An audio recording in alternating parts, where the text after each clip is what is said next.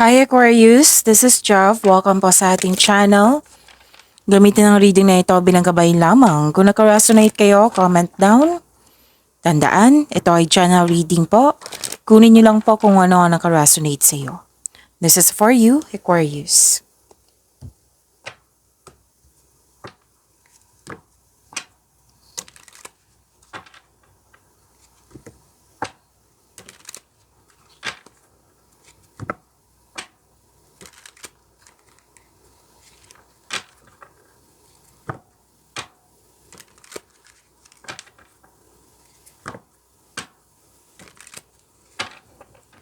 Para po ito sa iyo, Aquarius.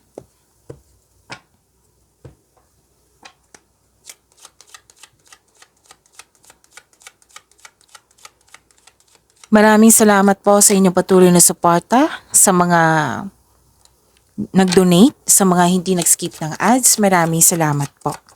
Sa mga hindi pa nag-subscribe, subscribe na po kayo at click bell notification para malaman nyo na may bago tayong video. Para sa mga gustong magpa-reading, comment po kayo ng personal reading. Again, comment kayo ng personal reading and check my reply sa comment section.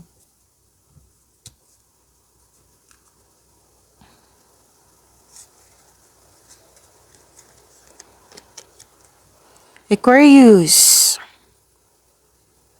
Okay. So, sana'y ma-overcome nyo to, Aquarius. Kasi may nakita ko ditong parang naiinip ka dito sa delay.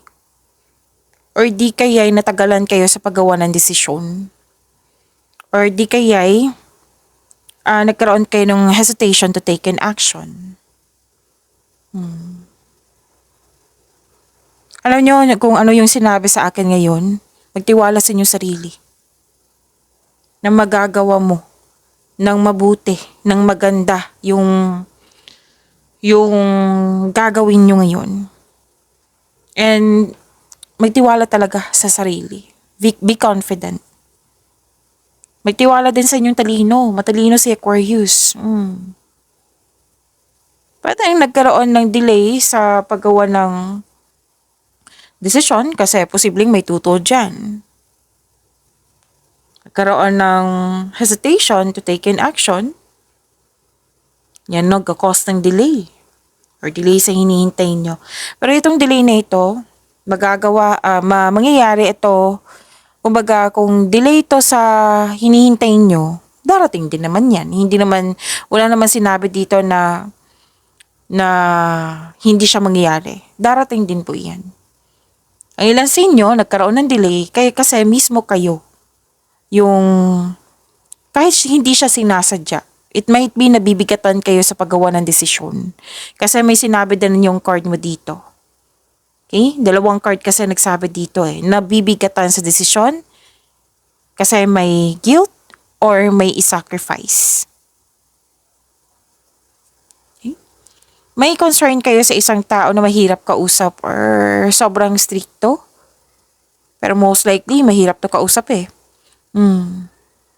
Tapos may nakita ko ditong loss of connection ba? Or loss of things or loss of opportunity.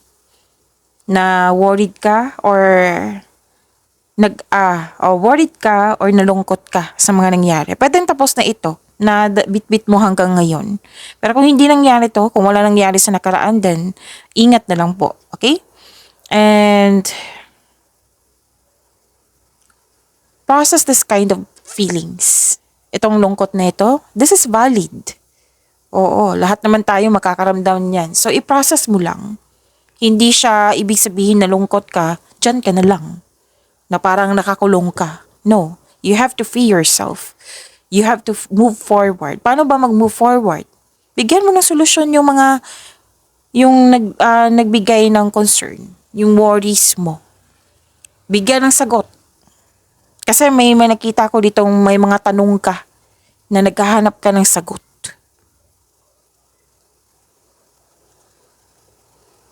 Sana'y ma-overcome nyo to, Aquarius. Makakaya mo to, kayo pa. Oo. Pwedeng nahihirapan kayo sa isang sitwasyon or sa isang tao or sa mga nangyari. Kung nangyari to, baka kailangan po nang tanggapin yung mga nangyari. Kasi nangyari na yan eh.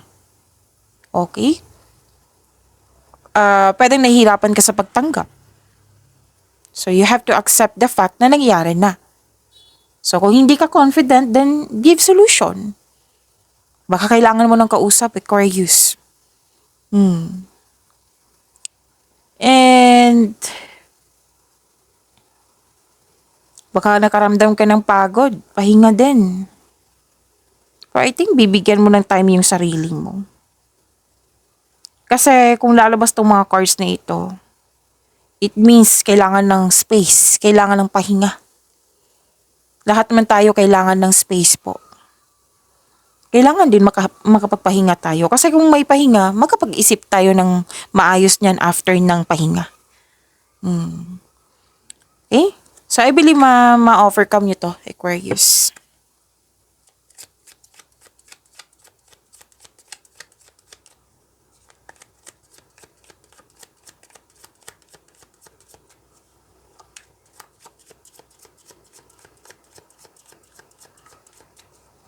Energy po ni Aquarius.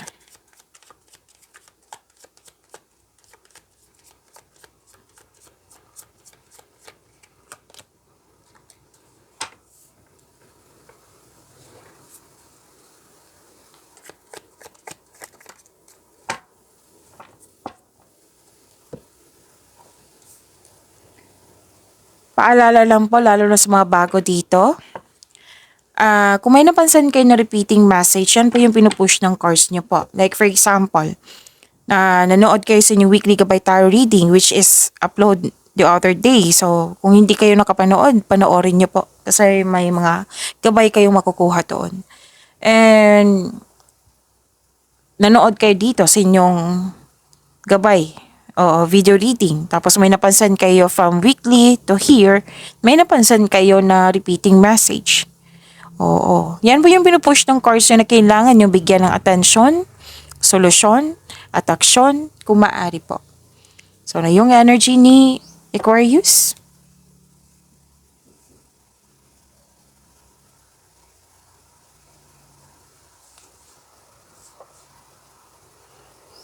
Okay.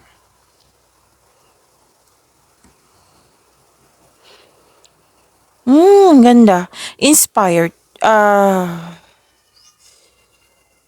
Busy. Marami din ang iniisip. Ang ilan sa inyo dito, movement, puro movement. Ang ilan din, nakita ko ha, puro nag-iisip. Nag-iisip po to eh. At naging creative. Nag-initiate. Action kasi to eh. Nag-initiate kayo, kung ano man yan. This is new beginning po. Isang importanteng simulain, pagsasapalaran, pagpaplano. May dumating, pwedeng bagay, tao ba, sitwasyon, magkakataon, na magiging inspired kayo lalo. Okay? May dumating po, na mas nagiging inspired kayo lalo. Pwede din yung dumating na yon, yung nakapag-push sa'yo na para mas magsipag pa, na mas naging inspired ka dito, mas naging inspired ka. Yan nasabi. Like for example lang po ito ha. May isang goal na parating, pwedeng pamangkin mo, anak mo, mas naging inspired ka, mas lumawak yung ambisyon mo sa buhay. Dapat magsikap talaga ako kasi gusto kong mabigay ko sa kanya yung mga kailangan niya. Mas naging inspired kayo. So example lang po yan ha, basta may dumating na mas naging inspired kayo, Aquarius. And pwedeng paglikha ng bagong project. May project. May project kasi ako nakikita dito. Pwedeng paglalakbay. Kasi dalawang card kasi nagsabi dito na may travel. Or di kaya may transaction or connection kayo sa malayong lugar. Pwedeng kausap mo. Or let's say, tawag nito? Sa abroad. Yung nagbibigay sa iyo ng pera. Pwede. Basta may long distance dito or literal na paglalakbay sa malayong lugar. Pwede din pagsisimula ng bagong koneksyon sa isang tao. Pwedeng bagong pasok sa relasyon. Diba? basta bagong pasok sa relasyon or connection, mas magiging inspired ka niyan. Rather than pagsisimula ng negosyo. Okay? So this card asks you to stay open sa mga signs na bigay ni universe and take action when they appear. Nailansin nyo talaga na may chance na maglakbay sa malayong lugar or abroad po ito. Kung nasa abroad ka na, pwedeng maglakbay kayo sa malayong lugar po. Pwedeng other country, malayong lugar, or sa uuwi kayo ng Pilipinas. So ito na yung oras na kumilos ka na at sagawa ang matagal mo ng plano or project. Okay. May nakita kasi ako dito about love life. Lalo na sa may relasyon na isa sa inyo nagpasya na magbuo ng pamilya. Pwedeng live-in or pwedeng nag-decide talaga na magkasal kayo para bumukod na kayo. Or di kaya'y mag-asawa to na yung dagdagan yung anak. Oo, may nakita kong ganyan. Na desisyon to ha. Desisyon. So may chances, may opportunity na dumating sa inyo, mas naging inspired ka upang palawakin yung, lalo na yung trabaho mo or pagsisimula na ito ng bagong pagsisikap. Naging masipag ka at creative ka, lalo na sa trabaho. At napapansin ka ng mga tao, na-recognize ka. Uy, si Aquarius magaling sa ganito. Marami na siyang napatunayan, marami siyang good contribution. Yan, nakilala ka. Mag-harvest din kayo dito soon. Soon magbubunga yung pagsisikap. At dahil sa achievement nito, magkakaroon po ng financial growth and stability. Ang daming mensahe. Tapansin ko talaga kay Air Signs ngayon, Gemini, Libra, and Aquarius. Ang daming mensahe. Okay.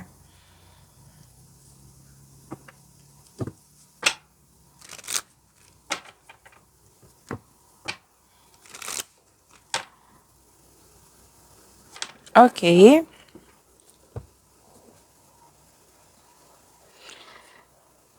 May makilala kang mabuting tao na masaya kayo ngayon. Pwede din naging napatunayan ng kasamahan mo dyan or kaibigan mo na naging loyal siya sa'yo, naging supportive siya sa'yo at natuwa ka. Maaari din na may bata or younger person sa buhay mo. Pwede din ikaw po ito na merong maraming plano sa buhay. Na kung hindi ikaw to, pwede din tutulungan mo itong taong ito para makamit niya yung layunin niya sa buhay. Makaka-receive kayo ng good news. Yes. Nakikita ko yung happiness and stability. Wow, may job offer ha? Opportunity na parating that will excite you. So, dalawang card na mismo nagsabi dito na may dumating na opportunity sa inyo na excited ka. Binigyan mo siya ng agarang action. It might be ang habol mo is para magkaroon siya ng agarang resulta. Para makita yung resulta niya. Itong opportunity na ito, itong pagkakataon na ito, naka-align to sa passion mo kaya excited ka. Dalawang card na mismo nagsabi dito na sobrang busy mo. So expect po, Aquarius, na magiging busy kayo.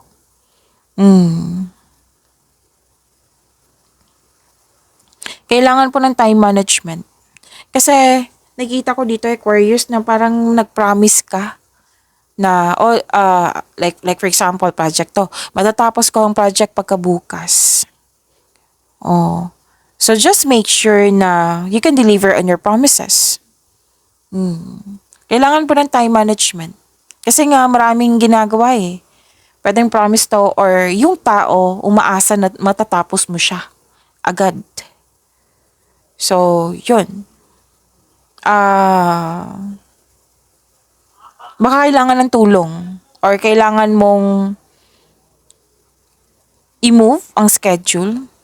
Basta time management. Malalaman mo yan eh kung tama ba yung schedule, tama ba yung date na ipapromise mo o yung deadline. Basta Communication is the key.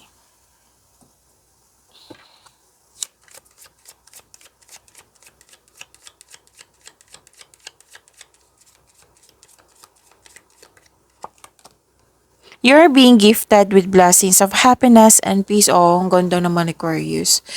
Oh. Being gifted with blessings of happiness and peace. Ang ganda. Ang ganda ng gift po. Blessings. Gifted with blessings of happiness and peace. Ang ganda. Claim niyo po, Aquarius.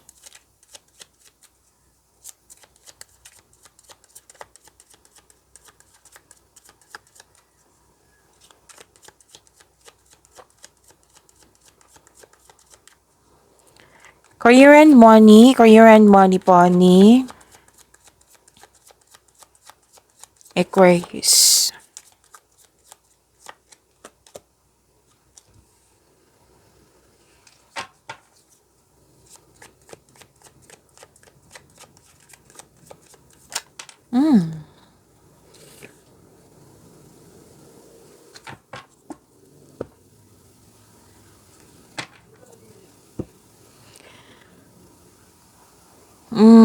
Okay. Puro siya ending with new beginning po dito. Aquarius. Prepare yourself kasi bigla ang pagbabago to eh. Pero wag kayong mag-alala sa pagbabago na ito kasi sinabi naman dito na this new beginning, this changes is for your growth. Makasuporta sa inyong growth and expansion. So wag kayong mag-alala. It might be manibago lang kayo or it might be na ayaw mo lang talaga sa pagbabago. Pero huwag kayong mag-alala talaga kasi sinabi naman dito na makasuporta to sa inyong growth and expansion.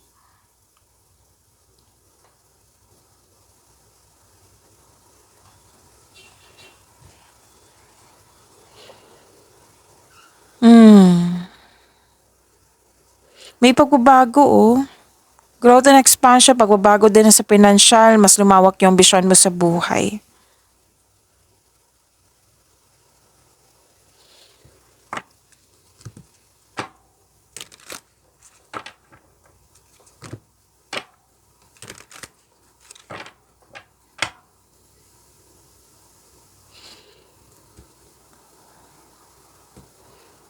Okay, tatlong card ang nagsabi dito na busy ka. Prepare yourself, prepare your energy. Makakaranas ka ng burnout. Kaya nga sinabi ng card nyo kanina, dito sa energy nyo na time management ay kailangan kasi maraming ginagawa. Makakaranas ka ng burnout. So, sana yung ma-overcome nyo ito. And ask for help. Yung sabi ko kanina dito sa inyo, dito at dito, ask for help.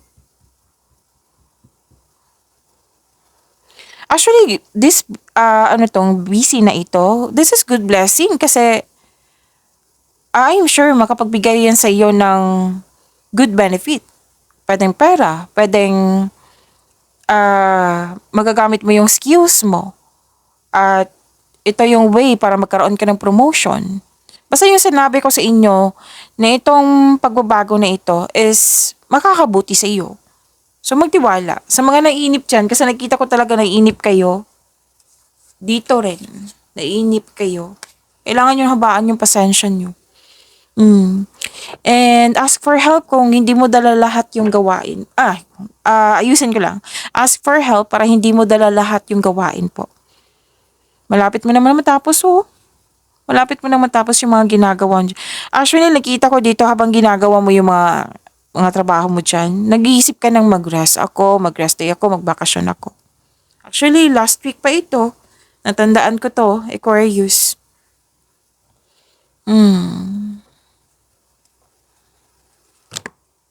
This is a completion of cycle also. Okay? Completion of cycle is ending with new beginning po yan.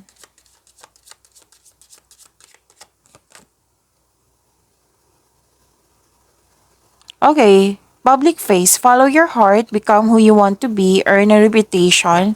It's okay to be yourself. Be true to yourself.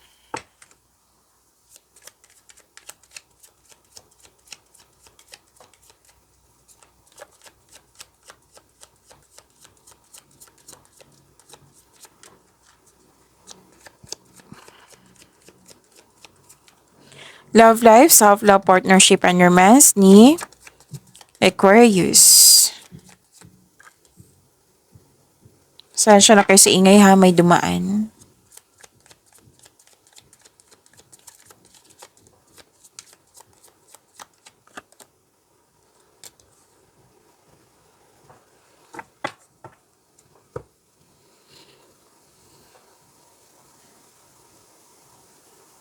Balanse. Ang sabi dito, balanse. Ang ilan, balanse na emotion, schedule. Ang ilan dito, kailangan ng balanse. Love life po ito ha, self-love, partnership, and romance. Nagkaroon ng pagkakaisa, may nangyaring divine timing, may katahimikan, may nagbigay ng tulong, may realization. If you're single, wag pilitin na magbuo ng relasyon na hindi nakatadhana sa iyo. Pero wag kayong mag-alala, the universe is working behind the scenes to bring romance into your life. So, magtiwala po kayo, trust the divine timing. May tao talagang nakatadhana sa iyo. Sa mga relasyon sa buhay mag-asawa, may emotional intense na mangyayari. Ang taas ng trust level nyo sa isa't isa. Oo, this may lead to the next level sa inyong relasyon. So, maaring you're divinely guided, Aquarius. Maaring nagbigay ito ng sign sa pamamagitan ng isang tao or kaibigan na maaring makatulong sa struggle mo ngayon. Kaya kailangan talaga ng mahabang pasensya. Kasi it will bring your desires into reality. Ibibigay talaga ng tadhana sa iyo. You are guided to find peace.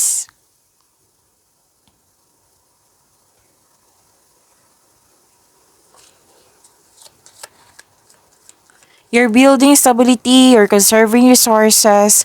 Actually, single ka man, may relasyon sa buhay mag-asawa. Nagsipag ka dito. 'Di ba? Sobrang sipag mo dito from your energy to career and money. Nagsipag kayo dito. Kasi nagkaroon kayo ng sense of stability. May target kayo. May ano kayo specific goal. Like, you're saving money for the future or may specific goal kayo, kaya sobrang ingat nyo sa ipon nyo, sa inyong pera, at mas lalo mo siyang pinapalaki. Oo, mas naging malawak yung ambisyon mo sa buhay Kaya mas marami kang expectation. So, vinavalue mo rin yung pera mo at hindi ka madamot at the same time. So, ang ganda. Oo, posible din may regalo, alok, or pamanang parating. New beginning din. Tingnan nyo. A new adventure awaits, embrace it, and live your dreams passionately. Pagyamanin niyo po yung blessings na binigay sa inyo. Aquarius, see you tomorrow. Maraming salamat.